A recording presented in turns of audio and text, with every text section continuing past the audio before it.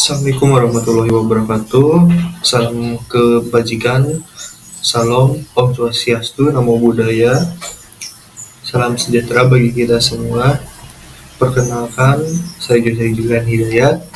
Pada kesempatan kali ini, saya akan menjelaskan terkait bagaimana mengimplementasikan text processing dan fitur representation dari BOW, TF, IDF, dan juga Word2Vec di dalam Natural Language Processing, yang mana ini adalah bagian dari teknologi Artificial Intelligence. Nah, secara konsep, Natural Language Processing ini memiliki dua konsep dasar. Yang pertama adalah komputer memahami bahasa manusia. Yang kedua, data teks adalah data tidak terstruktur, yang mana artinya Natural Language Processing ini adalah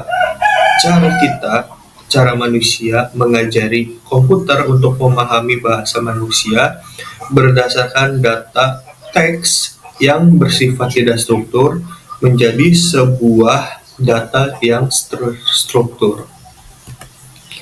Nah, proses awal dari Natural Language Processing sendiri yang pertama adalah text processing, yang mana di dalamnya ini terdiri dari data cleaning, kemudian dari pembersihan stop word, penambahan fitur baru, dan lain sebagainya. Kemudian teks tersebut nantinya akan direpresentasikan melalui beberapa algoritma. Nah, tahapan preprocessing yang paling umum adalah pertama scaffolding, artinya scaffolding ini adalah mengubah semua teks menjadi huruf kecil, kemudian melalui proses cleaning. Nah, apa saja sih yang di-cleaning dalam tahapan proses pre-processing? Biasanya di sini akan meng-cleaning seperti emoji, emoticon, ataupun huruf komentar yang tidak penting. Misalkan ketika kita menganalisis suatu komentar atau ulasan, terus ada tokenization, yaitu menambahkan kata-kata tertentu ataupun mengelompokkan kata-kata tertentu melalui token-token tertentu. Kemudian ada stop word removal, yang mana di sini menghapus tanda baca seperti titik, koma, spasi, kemudian juga menghapus kata-kata sambung seperti di, an, dan lain sebagainya. Kemudian setelah stop word removal ini nantinya akan menjadi stemming atau lemmatization, di mana ini adalah pembentukan kata baru yang berbentuk kata dasar kemudian dihubungkan dengan kata-kata berikutnya. Nah, text representation sendiri itu ada 3 yang umum diketahui. Yang pertama ada bag of words. Nah, ini adalah suatu algoritma klasik dalam mengolah natural language processing. Kemudian ada TF-IDF, yang mana di sini konsepnya adalah mengolah sebuah kata, kalimat ataupun teks dengan cara memikirkan bobot-bobot terpenting terlebih dahulu yang ada di tiap dokumen. Kemudian ada Word2Vec, di mana di sini sistemnya atau konsepnya itu secara embedding atau secara pendekatan. Nah, bicara bag of words, setiap bag of words ini memiliki konsep setiap kata unik dalam seluruh dokumen dianggap sebagai satu fitur. Nah, nilai fitur sendiri ini adalah jumlah kemunculan kata di setiap dokumennya.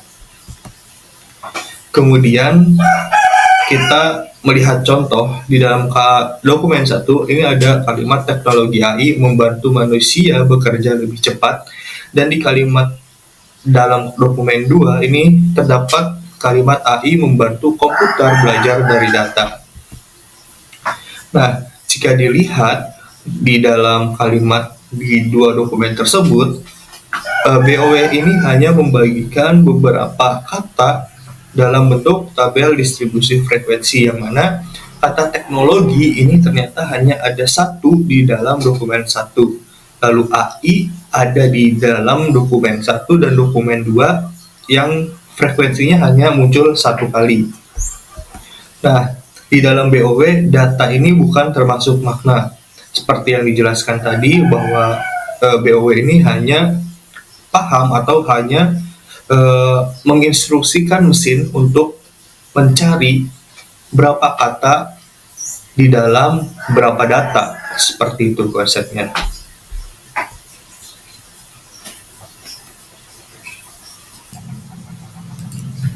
Nah, kemudian kita lanjut pada term frekuensi, inverse document frequency atau TF-IDF, yang mana di sini selain menentukan jumlah frekuensi kata dalam setiap dokumen, nah pada TF-IDF ini dia juga akan memberikan bobot lebih pada kata yang paling penting untuk satu dokumen, tetapi jarang muncul di dokumen lain. Maksudnya bagaimana? Nah, pada dokumen 1, kata teknologi ini adalah kata paling penting yang tidak ada di dalam dokumen 2, sehingga algoritma TF-IDF ini akan memberikan bobot yang lebih besar, yaitu 0,60 dibandingkan dengan kata AI, yang mana kata tersebut ada di dokumen 1 dan dokumen 2, dan pada kata manusia ini akan diberikan bobot yang lebih besar juga karena ada di dokumen 1 tapi tidak ada di dokumen 2. Begitupun dengan komputer, yang mana ini hanya ada di dokumen 2 tetapi tidak ada di dokumen 1. Nah, kemudian word to fact. Konsep dasar word to fact sendiri adalah berbasis embedding yang mempresentasikan kata sebagai vektor berdimensi tinggi. Kata dengan konteks serupa ini tentunya akan memiliki posisi vektor yang berdekatan. Nah, embedding sendiri adalah representasi numerik dari kata yang memiliki makna. Nah, kata yang mirip maknanya ini nantinya vektornya akan saling berdekatan. Nah, ini akan saya tunjukkan nanti dalam hasil representasi di dalam codingnya. Kemudian metode klasik seperti BOW, TF, IDF ini hanya menghitung kata tetapi tidak tahu makna, sehingga tidak bisa dicarikan kemiripan di dalam suatu vektor.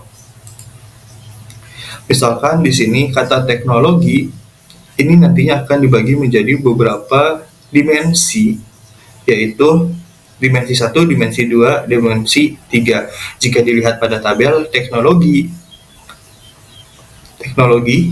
AI, dan juga komputer, ini memiliki vektor yang mirip, artinya titiknya berdekatan atau maknanya ini berdekatan, semuanya terkait dengan teknologi. Begitupun dengan manusia, ini jika dilihat nilainya, ini cukup dekat karena sering muncul di dalam konteks yang sama, yaitu AI membantu manusia. Sedangkan di sini kata cepat ini hanya memiliki rasio 0,1 di dalam dimensinya, yang artinya secara sistem kata cepat ini mempunyai arti atau punya arah vektor yang berbeda karena konsepnya lebih ke kecepatan. Nah, secara rangkuman dalam proses processing adalah seperti berikut. Nah, misalkan ini tahapannya adalah teks asli. Teks asli kita memiliki contoh teks seperti ini. Kecerdasan buatan berkembang sangat pesat di Indonesia. Banyak perusahaan mulai mengadopsi teknologi ini untuk meningkatkan efisiensi dan juga pelayanan kepada pelanggan.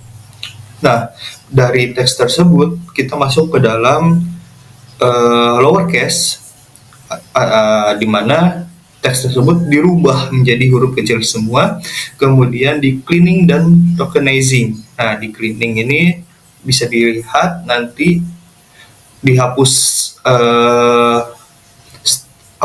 emoji jika ada, kemudian juga spasi, dan di tokenizing atau dipisah menurut kata tersendiri. Kemudian ada stop word removal dan stemming, di mana di sini kita menghapus tanda baca, kemudian menghapus imbuhan, entah itu imbuhan di awal, prefix, sufiks, ataupun tanda baca lainnya seperti titik, titik dua, koma, dan lain sebagainya.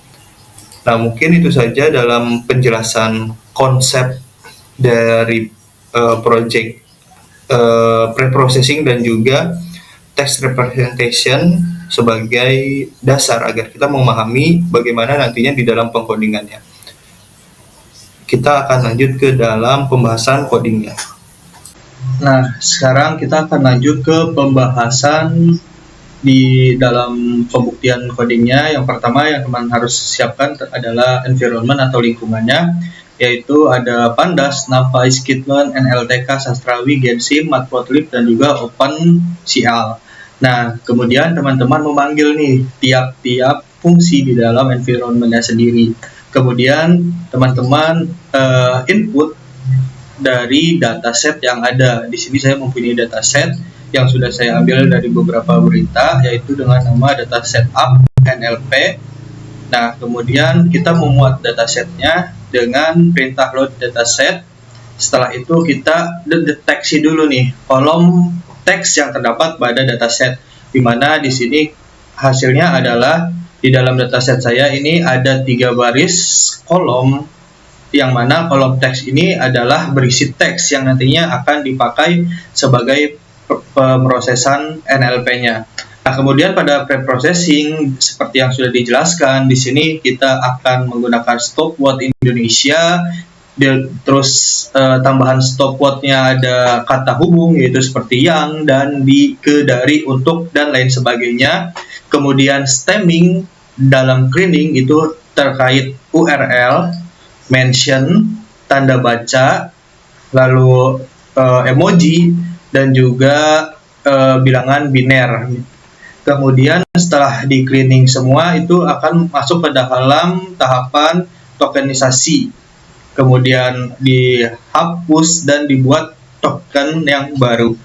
Nah, ini adalah contoh hasil dari processing di mana pada kalimat asli ini masih terdapat huruf besar, kecil, tanda baca.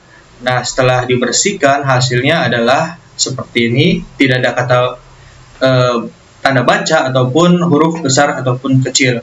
Nah, kemudian ditokenisasi menjadi bagian kata-kata penting tertentu. Nah, kita bisa menyimpan terlebih dahulu hasil processingnya agar ketika nanti misalnya teman-teman kehilangan kode, teman-teman bisa langsung mengeksekusinya dari hasil pre-processing. Nah, kemudian kita masuk ke representasi dari BOW dan juga TF-ID-nya. Di sini kita menggunakan salah satu fitur dari Scikit-learn, di mana dalam BOW-nya sendiri bisa dilihat di sini pada dokumen 1, 2, dan 3 akan diklasifikasikan menurut kata yang ada, kemudian didistribusikan dalam suatu tabel distribusi frekuensi, yang mana kata ada ini hanya berada di dokumen 1, sedangkan di dokumen 2 dan 3 itu tidak ada. Kemudian masuk ke pembahasan TF-ID, yang mana ini adalah pembobotan dari setiap kata unik di dalam masing-masing dokumen yang tidak ada di dokumen lain. Bisa dilihat kata ada di sini memiliki nilai yang sangat besar, yaitu 0,99 karena tidak ada di dokumen 2 dan dokumen 3. Begitupun dengan yang lainnya.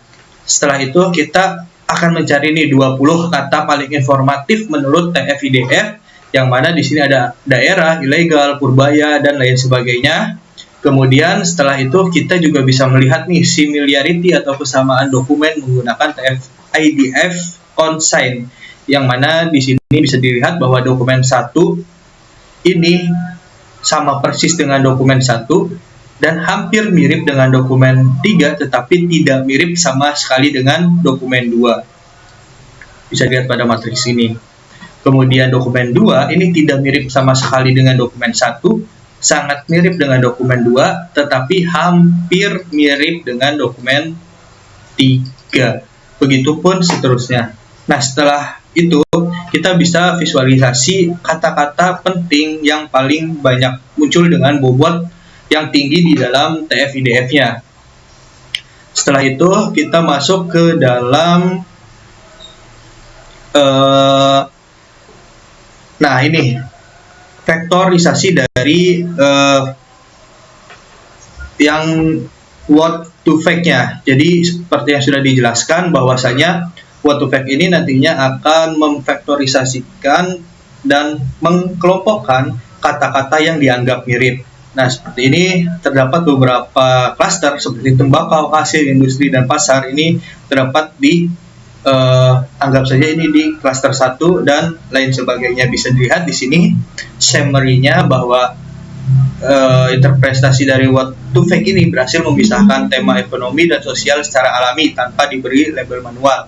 Klaster kanan cenderung berisi tentang kata ekonomi atau pemerintahan seperti menteri, purbaya, dan nasional, sedangkan klaster kiri bawah menunjukkan konteks sosial seperti agama, masyarakat, dan perilaku. Mungkin itu saja pembahasan terkait pembuktian dari pre-processing dan text representation pada natural language processing. Kurang lebihnya mohon maaf, sampai berjumpa di video selanjutnya. See you.